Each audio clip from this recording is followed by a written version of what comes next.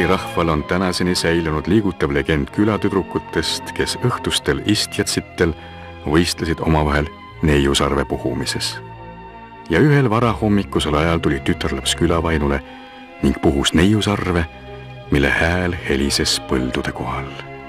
Ja nüüd teadsid kõik, et mehele mineku aeg on käes.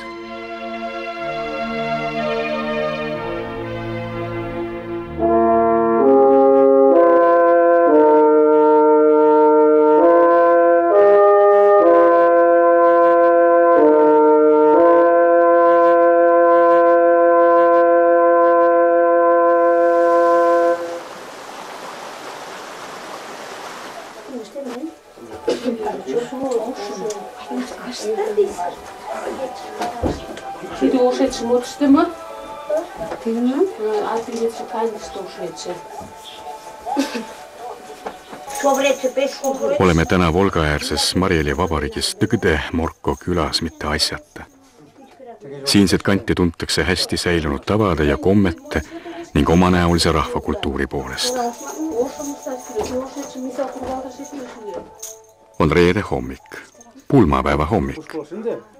Peigmehe kohuseks on varavalges kogu külale teada anda oma eelseisvast suurpäevast.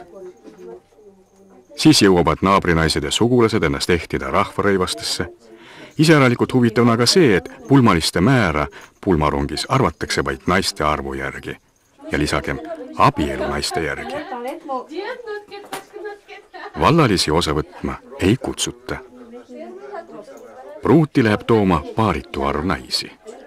Nõnda, et koos pruudiga saadakse paarisarv täis.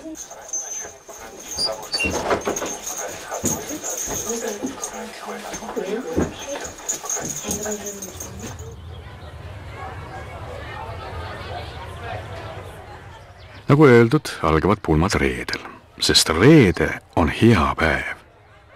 Pulmadeks on kogu küla pikalt valmistunud ja peo algust ei jõuta ära oodata. Külalised tulevad peigmehe tarre kingituste ja õnnesoovidega. Vaagnale pannakse ka raha.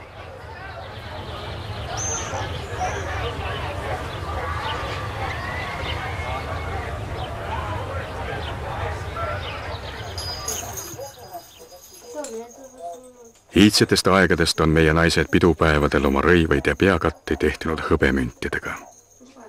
Hõbe kaitseb naist kaetise ja kurja silma eest. Samas on hõbedal ka sakraalne tähendus. 30 aastat tagasi tõuses hõbeda hind nii kõrgele, et väga palju ehteid müüdi lihtsalt maha. Õnneks ehete kandmise kommet maha müüa ei saa. Tänapäeval on need aga lihtlabasest alumiiniumist.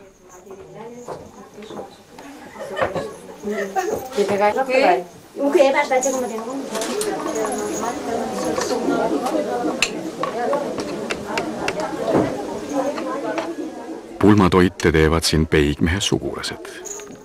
Meie rahvusköök on mõeldamatu 3-kihiliste pannkookideta, mis küpsetatakse rukki ja nisujahust.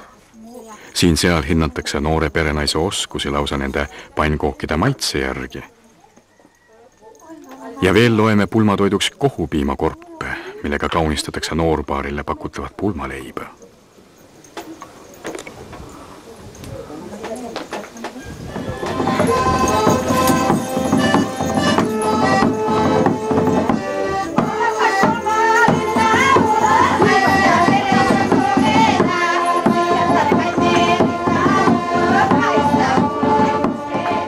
Pulmakommete läbiviimise kord on meil mitmeastmeline ja keerukas. Kogu pulmarongi juhib pulmavanem, meie keeli Süanvui. Enamasti on selleks peigmehe onu. Pulmavanem kostitab pulmalisi ja juhib neid tarest taresse.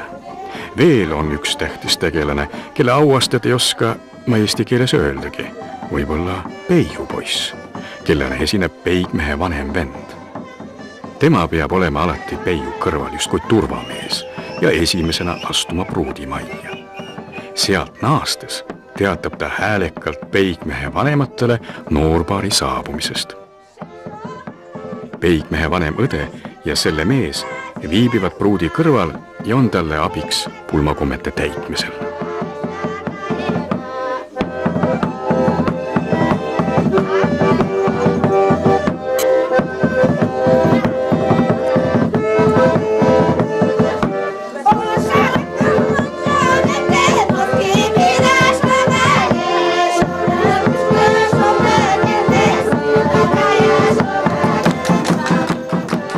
Savush on peigmehe noorem vend, kes on öelda pulmarongi korravalvur. Võimumärkideks on tal üleõla seotud rätik ja sümboolne piits. Just nimelt tema esimene tants ongi pulmapeo stardipauguks.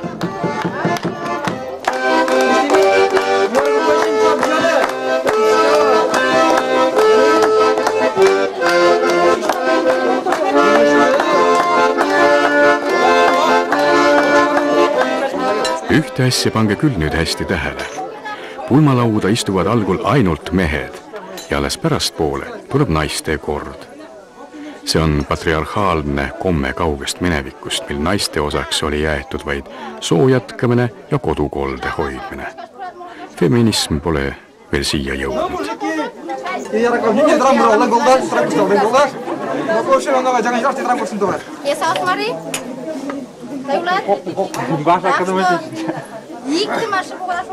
Peigmehe vanem õde kostitab mehi, kes lähevad pruuti tooma. Mehed on väge täis ja tõotavad, et nad peiu suguvõsale häbi ei tee. On teada, et vanasti luges suguvõsa pea siinkohal palve. Hea ja suur Jumal, suur looja, hõimu ema. Täna on pulmade algus. Jumala käsk on abielluda. Oleme rahva kokku kutsunud ja läheme pruuti tooma. Olgu meie tee helge ja turvaline.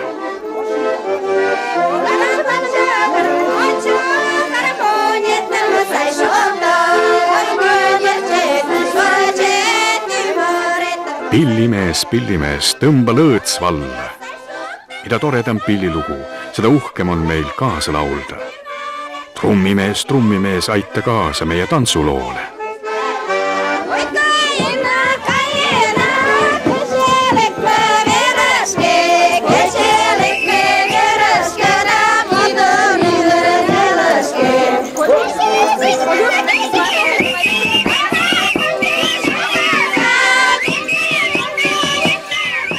No nii, lõpuks saavad pruuditoojad liikuma. Mehed on pulmarongi eesotsas, selge ees. Nii õnnestub minejaid kaitsta kurja silma ja pahade jõudude eest.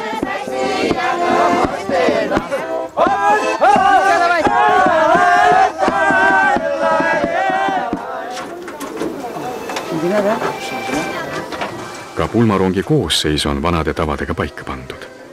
Eesotsas muidugi pulmavanem oma naisega, nende järel ristiemad, ristiisad ja päris lõpus korravalvur Savush lauljate ja tantsijatega.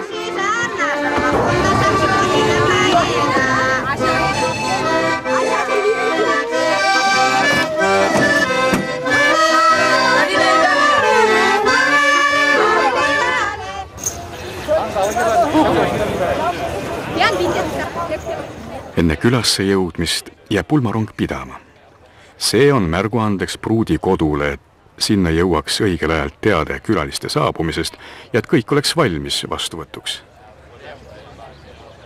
Muidugi on ammu enne seda pruudi tare juurde kogunenud hulganisti uudishimulikke pealtvaatajaid.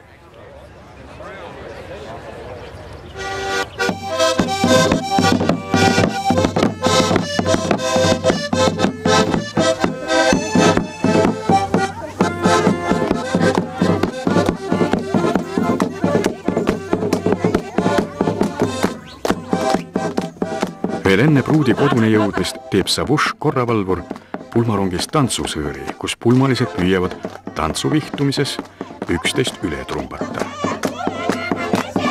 Kohe oleme päral, pange ainult pruukost valmis, meil on kaasas peiu uhke, pange valmis pruuti noori.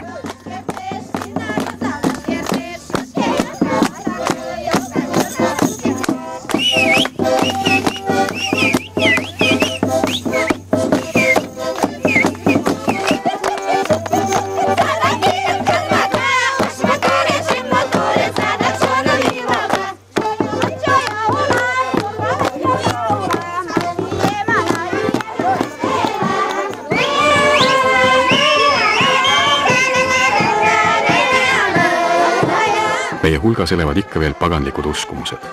Nende ehedus pole ikka veel kuhugi kadunud. Meie loodus on siiani hingestatud. Temaga võib ja tuleb suhelda.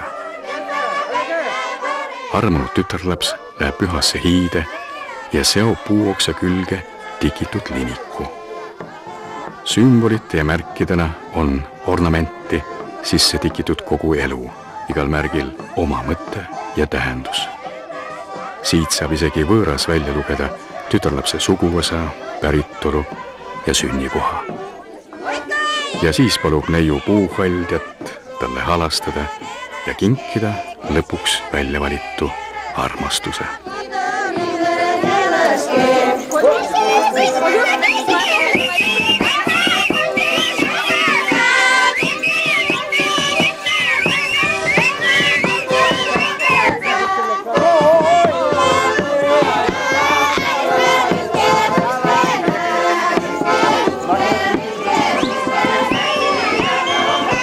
Kolm korda astub Savuš korravalvur pruudi majja pulmarongi sissesõiduluva saamiseks. Pulmavanem peab pruudi eest maksma lunaraha. Alles siis tuuakse pruut välja väravate juurde ja peigmees võib oma kallima kõrvale asuda.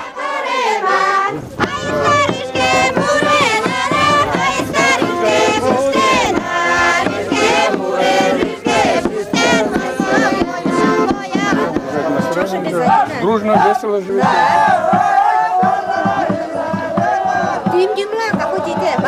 Oljastek Sasha olime, Tšitšiže Marla oljastas. Pruudi sugulased võtavad noorpaari vastu kohupiimaga kaunistatud leiva ja koduõllega ning paluvad sisse astuda.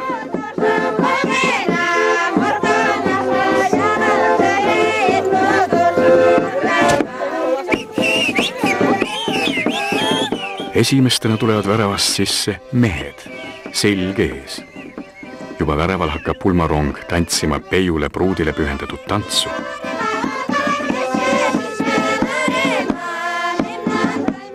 Vastutasuks kostitavad pruudi sugulased kõiki pulmalisi söökide jookidega. Meest ja õietolmust keedetud mõdu on siin tänini suures aus.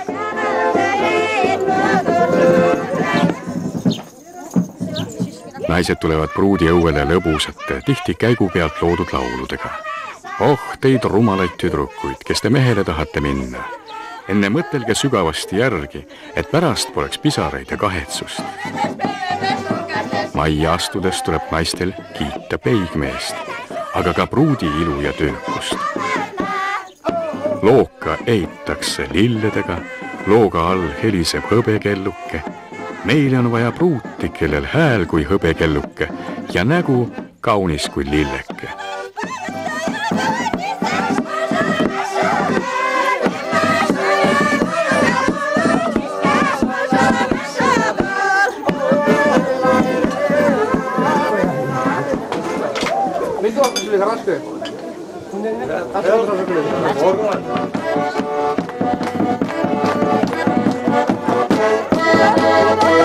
Siin pruudi koduõuel alustab tantsu peigmehe vanem õde.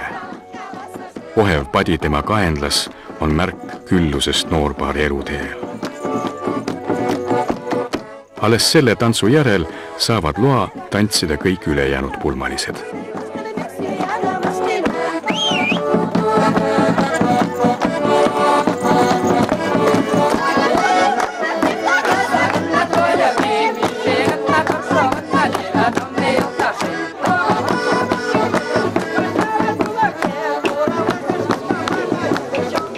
Endast mõistetavalt kehtib ka pruudi juures pulmalauas sama kord, mis peigmehe juures. Algul istuvad lauda mehed.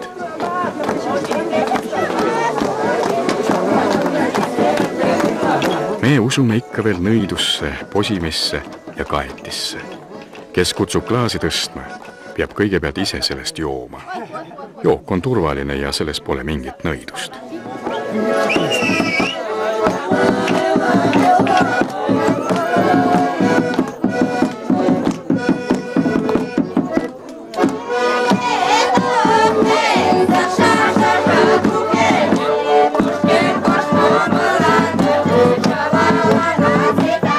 Noorpaar kostitab külalisi ja palub juua nende terviseks.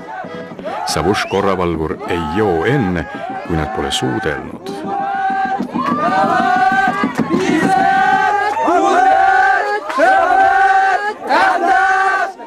Mida pikem musi, seda tugevam armastus. Külaliskoor loeb kõvahäälselt suudluse pikkust. Alles nüüd saab Savush pakutu vastu võtta ja esitab oma tantsu.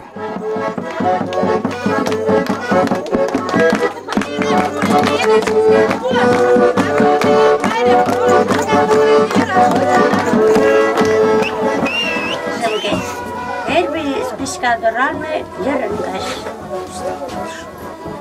No tore spitskadene oluliselt tamčiksem. Pruudi ristiema on ette võtnud noorpari õnnistamisele püha ja salapärase toimingu. Teie elu olgu särav kui hommikupäike. Hoidku teid saatus kurjade keelte eest ja räägitagu teist ainult head.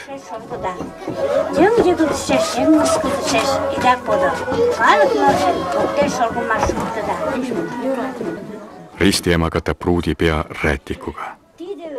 Seda ei tohi nüüd enne peigmehe tarre jõudmist ära võtta. Seal peab peigmes 3 korda rätiku servast tõmbama.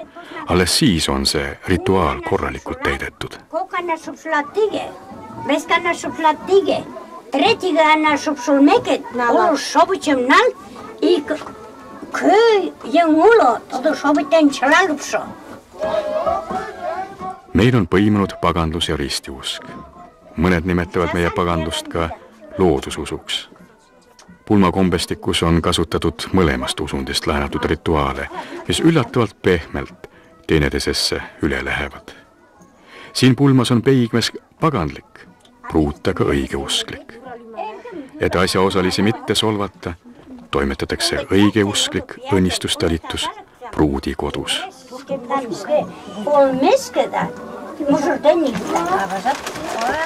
Vastastikused kingitused on ka meie pulmade igipõline tava. Ristiema saab kingituseks rätiku.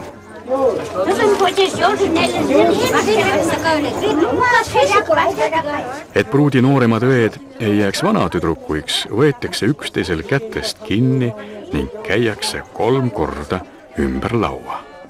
Ja siis õuest välja.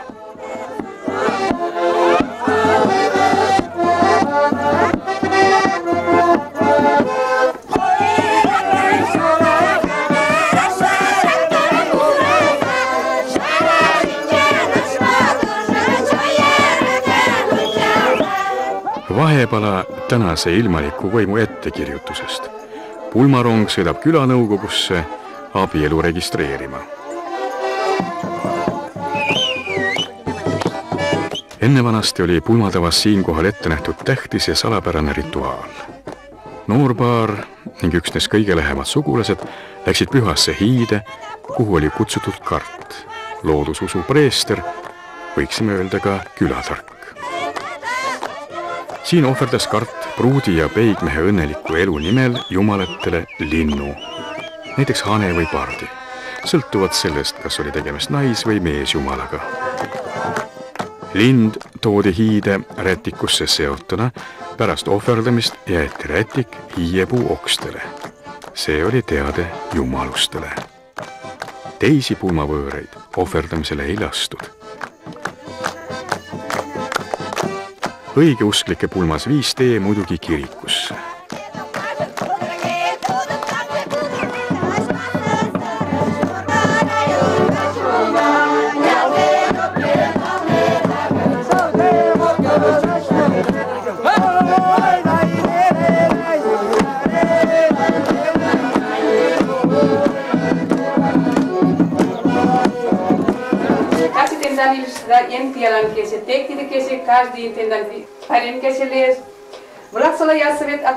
Kahjuks ei suuda külanõukogu sekretär asendada endisaegseid uhkeid kiriklikke laulatusi. Igapäevases tööruumis toimuvat ei saa õieti ka rahvapulma kommete hulka kuuluvaks lugeda. Ainuüksi see, et kroonuvõimu esindaja räägib puhtas marikeeles, on erakordne, pidulik ja korvab pulmalistele kõik muu.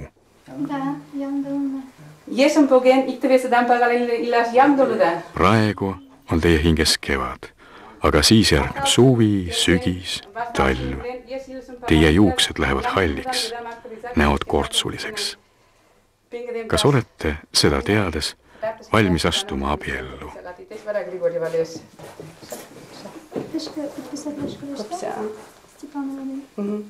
Koppisin prosta.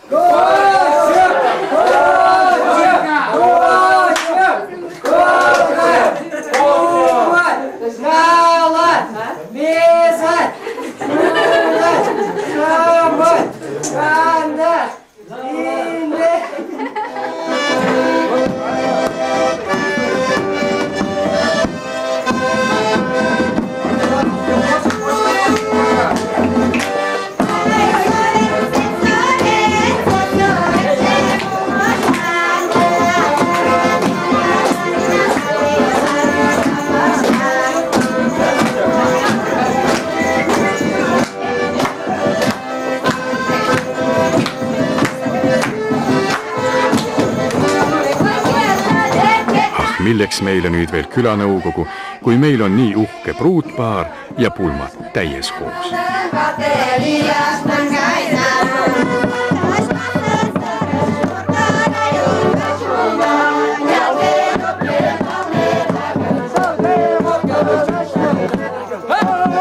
Ametlik talitus on läbi, nüüd minnakse tagasi pulmapeo alguspunkti, Peigmehe koju.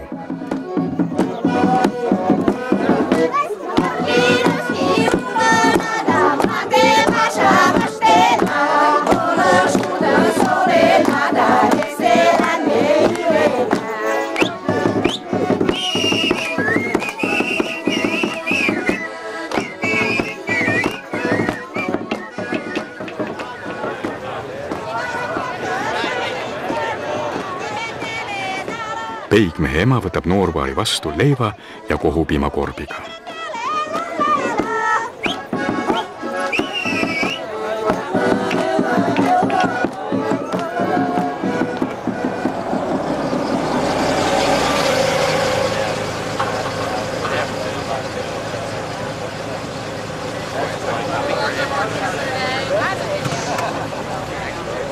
Aga enne koduõuele jõudmist laotab ristiema maha kangarulli ja paneb selle peale padja, mis, nagu eespool nägime, tähendab meil heaolu ja turvalisust noorpaari eluteel.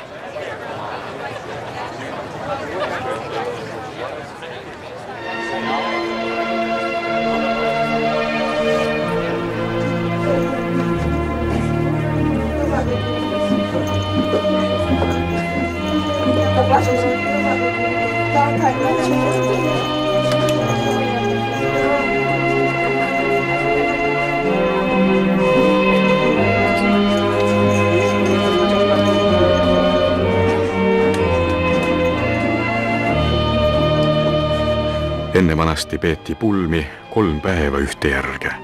Täna tuleb hakkama saada 2. Teisel pulmapäeval küpsetab pruut meie 3-kihilisi pannkooke ja kostitab lähemaid sugulasi.